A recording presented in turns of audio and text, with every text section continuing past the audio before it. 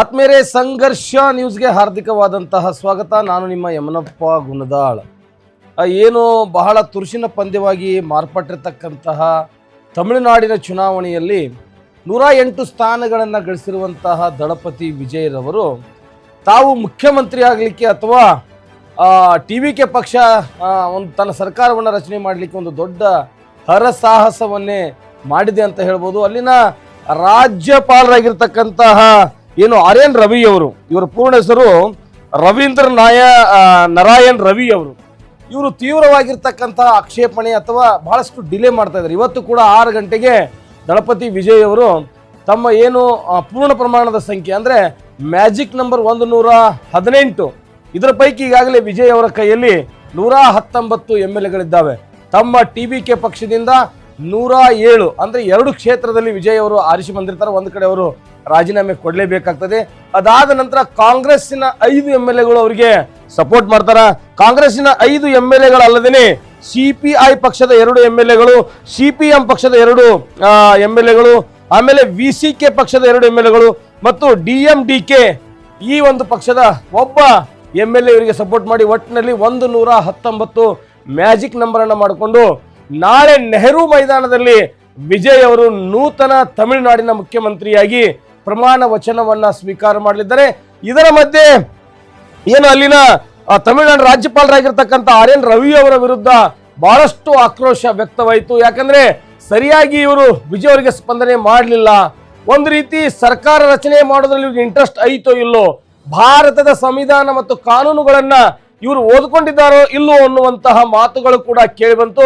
ಅನೇಕ ಏನು ನಟ ನಟಿಯರಿರ್ಬೋದು ಅಥವಾ ರಾಜ್ಯದ ದೇಶದ ಬಹಳ ದೊಡ್ಡ ರಾಜಕಾರಣಿಗಳಿರ್ಬೋದು, ಅವರೆಲ್ಲರೂ ಕೂಡ ಈ ರಾಜ್ಯಪಾಲರ ನಡೆಯನ್ನ ಟೀಕೆ ಮಾಡಿದ್ರು. ಯಾಕೆ ರಾಜ್ಯಪಾಲರು ಈ ರೀತಿ ಮಾಡ್ತಾರೆ ಅಂತೇಳಿ. ಕೊನೆಗೂ ವಿಜಯ್ ಅವರು ಏನೊಂದು ಹರಸಾಹಸವನ್ನ ಪಡ್ತಾ ಇದ್ರು.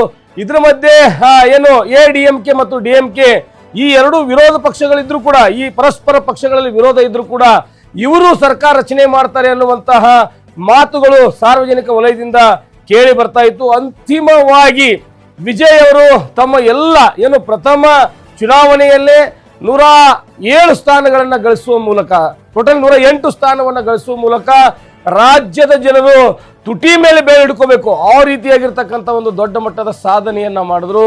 ಇಂಥ ಒಬ್ಬ ನಟ ಅಚಾನಕ್ ಆಗಿ ಏನೋ ಒಂದು 30-40 ಸೀಟನ್ನು ಪಡೆದುಕೊಳ್ತಾರೆ ಅಂತೇಳಿ ಸಾರ್ವಜನಿಕರು ಮಾತಾಡ್ತಾ ಇದ್ರೆ, ದಿಢೀರನೆ 100ರ ಗಡಿಯನ್ನ ದಾಟಿ ತನ್ನ ಪ್ರಥಮ ಚುನಾವಣೆಯಲ್ಲೇ TVK ಪಕ್ಷ ಎಂತಹ ಅಭೂತಪೂರ್ವವಾಗಿರ್ತಕ್ಕಂಥ ಒಂದು ಜನ ಬೆಂಬಲವನ್ನು ಪಡೆದುಕೊಂಡಿತ್ತು. ಆದರೆ ಸರ್ಕಾರ ರಚನೆ ಮಾಡೋದ್ರೊಳಗೆ ದೊಡ್ಡ ಮಟ್ಟದ ಕಸರತ್ತು ನಡೀತು. ಇನ್ನೇನು ವಿಜಯ್ ಅವರು 108 ಜನ ತಮ್ಮ ಶಾಸಕ ಸ್ಥಾನ ಏನಿದ್ದಾರೆ ಈ ಎಲ್ಲ ಶಾಸಕರೊಂದಿಗೆ ಸಾಮೂಹಿಕ ರಾಜೀನಾಮೆ ನೀಡುತ್ತಾರೆ ಅನ್ನುವಂಥದ್ದು ಕೂಡ ಸಾರ್ವಜನಿಕ ವಲಯದಲ್ಲಿ ಕೇಳಿ ಬರ್ತಿರ್ತಕ್ಕಂಥ ಮಾತಾಗಿತ್ತು. ಆದರೆ ಕಾಂಗ್ರೆಸ್ ಯಾವುದೇ ರೀತಿಯಾಗಿರ್ತಕ್ಕಂಥ ಒತ್ತಡವಿಲ್ಲದೆ, ಯಾವುದೇ ರೀತಿಯಾಗಿರ್ತಕ್ಕಂಥ ಷರತ್ತುಗಳಿಲ್ಲದೆ ತಾವು 5 ಜನ ಏನವರು MLAಗಳಾದ್ರೆ ಅವ್ರನ್ನ ನಾವು ವಿಜಯ್ ಅವರಿಗೆ ಬೆಂಬಲ ಕೊಡ್ತೀವಿ ಅಂತ ಹೇಳಿದ್ರು. ಅದಾದ ನಂತರ ಉಳಿದ ಪಕ್ಷದ ಏನು 2 CPI CPM ಬೇರೆ ಬೇರೆ ಪಕ್ಷದವರು ಕೂಡ ನಾವು ಬೆಂಬಲವನ್ನು ಕೊಟ್ಟಿದ್ದೀವಿ. ಆದರೆ ಯಾವುದೇ ಆಮಿಷವನ್ನ ಕೇಳಿಲ್ಲ ಅಥವಾ ಯಾವುದು ಷರತ್ತುಗಳನ್ನು ಹಾಕಿಲ್ಲ. ಬೇಷರತ್ತಾಗಿ ಕಾಂಗ್ರೆಸ್ ಮತ್ತು ಉಳಿದ ಪಕ್ಷಗಳು ಬೇಷರತ್ತಾಗಿ ನಾವಿವರಿಗೆ ಬೆಂಬಲ ಕೊಡ್ತೀವಿ ಅಂತ ಹೇಳಿದ್ದಾರೆ. ಆದರೂ ಕೂಡ ಒಂದು ಸರ್ಕಾರ ರಚನೆ ಆಗಬೇಕಾದ್ರೆ, ಸರ್ಕಾರ ಸುಭದ್ರ ಸ್ಥಿತಿಯಲ್ಲಿ ಇರಬೇಕಾದ್ರೆ, ಸರ್ಕಾರದಲ್ಲಿ ಅನೇಕ ನಿರ್ಣಯಗಳನ್ನ ಪಡೆದುಕೊಳ್ಳಬೇಕಾದ್ರೆ ಎಲ್ಲ ಏನು ಒಟ್ಟು 119 ಶಾಸಕರನ್ನ ಇವತ್ತೇನು ತೋರಿಸಿದ್ದಾರೋ ಅವರೆಲ್ಲರೂ ಕೂಡ ಕಠಿಣವಾಗಿ ನಿಲ್ಲಬೇಕಾಗ್ತದೆ, ಸರ್ಕಾರ ಜೊತೆ ಇರಬೇಕಾಗ್ತದೆ.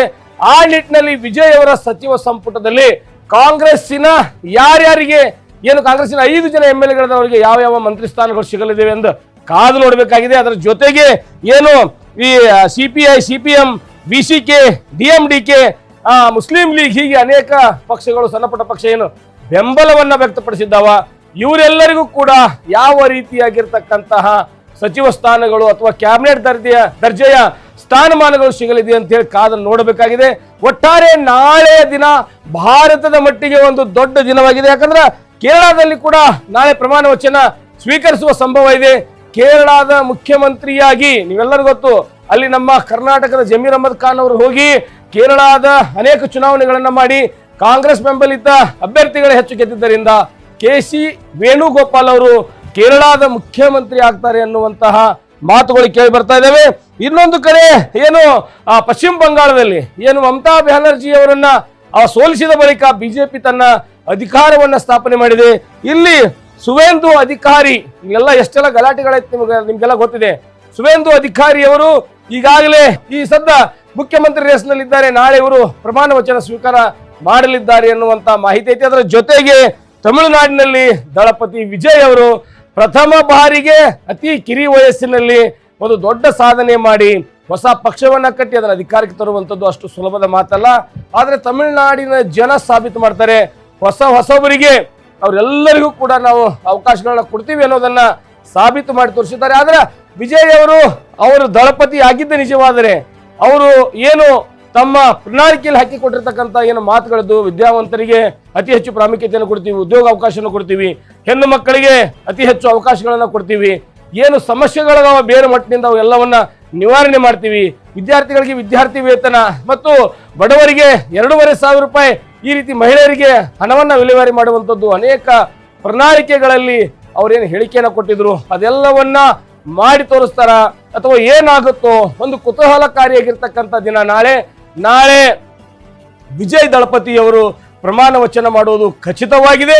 ಈಗಾಗಲೇ ರಾಜ್ಯಪಾಲರು ಈ ಕ್ಷಣಕ್ಕೂ ಕೂಡ ಮೀನಾಮೇಷವನ್ನು ಎಣಿಸ್ತಾ ಇದ್ದಾರೆ. ದಳಪತಿಯವರು ರಾಜ್ಯಪಾಲರ ಒಂದು ಫೋನ್ ಬರುವಿಕೆ ಕಾಯ್ತಾ ಇದ್ದಾರೆ ಅನ್ನುವಂತ ಮಾತು. ಯಾಕಂದ್ರೆ ಅವರ ಮುಂದೆ ಅವರ ಅಂಕೆ ಸಂಖ್ಯೆಗಳನ್ನ ಇಡಲಿದ್ದಾರೆ. ಅವರಿಗೆ ಯಾವ ಶಾಸಕರ ಎಷ್ಟು ಶಾಸಕರ ಬೆಂಬಲ ಇದೆ ಅನ್ನೋದನ್ನ ಅವರು ತೋರಿಸಲಿದ್ದಾರೆ.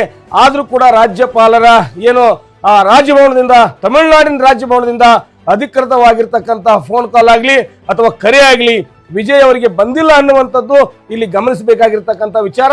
ಅದು ಶತಾಯಗತಾಯ. ಯಾವುದೇ ಕಾರಣಕ್ಕೂ ಕೂಡ ತನ್ನ ಮ್ಯಾಜಿಕ್ ನಂಬರ್ 118 ದಾಟಿರುವಂತ ವಿಜಯ್ ದಳಪತಿ ಅವರು ನಾಳೆ ಏನು ತಮಿಳುನಾಡಿನ ಮುಖ್ಯಮಂತ್ರಿಯಾಗಿ ಪ್ರಮಾಣ ವಚನ ಸ್ವೀಕಾರ ಮಾಡುವುದು ಬಹುತೇಕ ಖಚಿತವಾಗಿದೆ. ಇದು ಒಂದು ಭಾರತ ದೇಶದಲ್ಲಿ ದೊಡ್ಡ ಮಟ್ಟದ ಮಿಂಚಿನ ಸಂಚಲನವನ್ನ ಮಾಡಿದೆ. ಯಾವ ಮಟ್ಟದಲ್ಲಿ ವಿಜಯ್ ಅವರು ತಮಿಳುನಾಡಿನಲ್ಲಿ ಯಾವ ಮಟ್ಟದಲ್ಲಿ ಈ ರೀತಿ ತಮ್ಮ ಪಕ್ಷವನ್ನು ಆರಿಸಿತಂದ್ರು ಅಂತಹ ಬದಲಾವಣೆ ಪಕ್ಕದ ರಾಜ್ಯಗಳಲ್ಲಿ ಕೂಡ ಆಗಬೇಕು. ಹೊಸ ವಿದ್ಯಾವಂತ ನಿಸ್ವಾರ್ಥ MLAಗಳು ಆಗಬೇಕನ್ನುವಂಥದ್ದು ಅನೇಕ ಜನರ ಒಂದು ಅಭಿಪ್ರಾಯವಾಗಿತ್ತು. ಈ ಒಂದು ದಳಪತಿ ವಿಜಯ್ ಅವರ ಗೆಲುವು, ಅವರೇನು CM ಆಗ್ತಾರೆ, ಮುಖ್ಯಮಂತ್ರಿ ಆಗ್ತಾರೆ, ಇದು ಭಾರತದ ರಾಜಕಾರಣದ ಒಂದು ರೀತಿ ದಿಕ್ಸೂಚಿ ಕೂಡ. ಆದರೆ ತಪ್ಪಾಗ್ಲಿಕ್ಕಿಲ್ಲ. ಯಾಕಂದ್ರೆ ಜನರಲ್ಲಿ ಒಂದು ಚಿಗುರು ಹೊಡೆದೈತಿ. ಕಾಂಗ್ರೆಸ್ ಬಿಜೆಪಿ ಏನು ಗೂಟ ಪಡ್ಕೊಂಡು ಕೂತಿರ್ತಕ್ಕಂಥ ಪಕ್ಷಗಳೇ ನಮಗೆ ಶಾಶ್ವತವಾಗಿ ಅಲ್ಲ, ನಾಯಕತ್ವವನ್ನು ಬದಲಾವಣೆ ಮಾಡಬೇಕು. ಯಾವ ರೀತಿ ಒಬ್ಬ ಅಧಿಕಾರಿ ಯಾವ್ದಾದ್ರು ತಪ್ಪುಗಳನ್ನ ಎಸೆದಾಗ ಅವ್ನು ಹೆಂಗ್ ಬದಲಾವಣೆಯನ್ನ ಮಾಡ್ತೀವೋ ಆ ರೀತಿ ಸರ್ಕಾರಗಳನ್ನು ಚೇಂಜ್ ಮಾಡಬೇಕು, MLAಗಳನ್ನ ಚೇಂಜ್ ಮಾಡಬೇಕು, ಹೊಸಬರಿಗೆ ಅವಕಾಶಗಳನ್ನ ಕೊಡಬೇಕು. ಆ ಹೊಸಬರ ಆಲೋಚನಾ ಶಕ್ತಿಗಳೇನಿದ್ದಾವ, ಅವರ ಅನೇಕ ಯೋಜನೆಗಳು, ಹೊಸ ಯೋಜನೆಗಳಿದ್ದಾವ, ಅವೆಲ್ಲ ಅನುಷ್ಠಾನಕ್ಕೆ ಬರುವಂತೆ ಆಗಬೇಕನ್ನುವಂಥದ್ದೇ ಇಡೀ ಭಾರತ ದೇಶ ತುಂಬಾ ಚರ್ಚೆ ಆಗುವಂಥದ್ದು. ಇದರ ಮಧ್ಯೆ ನಿಮ್ಮೆಲ್ಲರಿಗೂ ಗೊತ್ತು, ಧರ್ಮ ಆಧಾರಿತ, ಜಾತಿ ಆಧಾರಿತ ಅಥವಾ ದ್ವೇಷ ಭಾಷಣಗಳ ಮೂಲಕ ಸರ್ಕಾರವನ್ನು ರಚಿಸುವಂಥದ್ದು ಮತ್ತು EVM ಮೂಲಕ ಕೂಡ ಅನೇಕ ಗೋಲ್ಮಾಲ್ ಇದೆ ಅನ್ನುವಂಥದ್ದು ಕೂಡ ಭಾರತ ದೇಶದಲ್ಲಿ ದೊಡ್ಡ ಮಟ್ಟದ ಒಂದು ಗೊಂದಲವಾಗಿದೆ. ಒಟ್ಟಾರೆಯಾಗಿ 5 ರಾಜ್ಯಗಳ ಚುನಾವಣೆ ಮತ್ತು ಕರ್ನಾಟಕದ 2 ಬೈ ಎಲೆಕ್ಷನ್ ಸೇರಿ ಒಟ್ಟು ತಾರ್ಕಿಕ ಅಂತ್ಯಕ್ಕೆ ತಲುಪಿದ್ದಾವೆ. ನಾಳೆ ಫೈನಲ್ ಫೈಟ್ ಏನು ತಮಿಳುನಾಡಿನ ಮುಖ್ಯಮಂತ್ರಿಯಾಗಿ ವಿಜಯ್ ದಳಪತಿಯವರು ಅಂತಿಮವಾಗಿ ಪ್ರಮಾಣ ವಚನವನ್ನ ಸ್ವೀಕಾರ ಮಾಡುವಂತಹ ಲಕ್ಷಣಗಳು ಕಾಣಿಸ್ತಾ ಇದ್ದಾವೆ.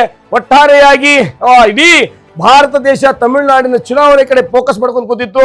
ಆದರೆ ದಳಪತಿ ವಿಜಯ್ ಅವರು ತಮ್ಮ 118 ಮ್ಯಾಜಿಕ್ ನಂಬರ್ ಅನ್ನ ದಾಡ್ತಾರಂತೆಲ್ಲ ಅನ್ಕೊಂಡಿದ್ರು.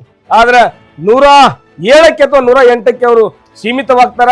ಅದಾದ ನಂತರ ಅನೇಕರು ಇವರು ಮುಖ್ಯಮಂತ್ರಿ ಆಗೋದಿಲ್ಲ, ಕೆಲವರು ಇವರು ಮುಖ್ಯಮಂತ್ರಿ ಆಗಲೇಬೇಕು ಅನ್ನುವಂಥ ಏರಿಳಿತಗಳ ಮಾತುಗಳು ಕೂಡ ಕೇಳಿ ಬಂದಿರುವಂತಹ ಸಂದರ್ಭದಲ್ಲಿ ಕಾಂಗ್ರೆಸ್ಸಿನ 5 ಜನ ಶಾಸಕರು ಮತ್ತು ಇತರೆ ಪಕ್ಷದ 2 ಏನು ಶಾಸಕರು ಚುನಾಯಿತರಾಗಿದ್ದಾರೆ, ಅವರೆಲ್ಲರೂ ಕೂಡ ಬೆಂಬಲವನ್ನ ಕೊಡುವ ಮೂಲಕ ದಳಪತಿಯವರನ್ನ ತಮಿಳುನಾಡಿನ ಮುಖ್ಯಮಂತ್ರಿಯನ್ನಾಗಿ ನಾಳೆ ನೆಹರು ಮೈದಾನದಲ್ಲಿ ಏನಪ್ಪಾ ಅಂದ್ರ ವಿಜಯ್ ಅವರು ತಮ್ಮ ಪ್ರಮಾಣ ವಚನವನ್ನು ಸ್ವೀಕಾರ ಮಾಡಲಿದ್ದಾರೆ. ಇದಕ್ಕೆ ಸಕಲ ಸಿದ್ಧತೆಗಳನ್ನು ಕೂಡ ಮಾಡಲಾಗಿದೆ ಅನ್ನುವಂತ ಮಾಹಿತಿ ಬರ್ತಾ ಇದೆ. ನೋಡೋಣ ನಾಳೆ ಏನೆಲ್ಲ ಆಗುತ್ತೆ, ಏನೆಲ್ಲ ಅಪ್ಡೇಟ್ಗಳು ನಮ್ಗೆ ಸಿಗ್ತಾವಂತ ಕಾದು ನೋಡೋಣ. ನಿರಂತರ ಸುದ್ದಿಗಳಿಗಾಗಿ ನೋಡ್ತಾ ಇರಿ ಸಂಘರ್ಷ ನ್ಯೂಸ್ ಕರ್ನಾಟಕ.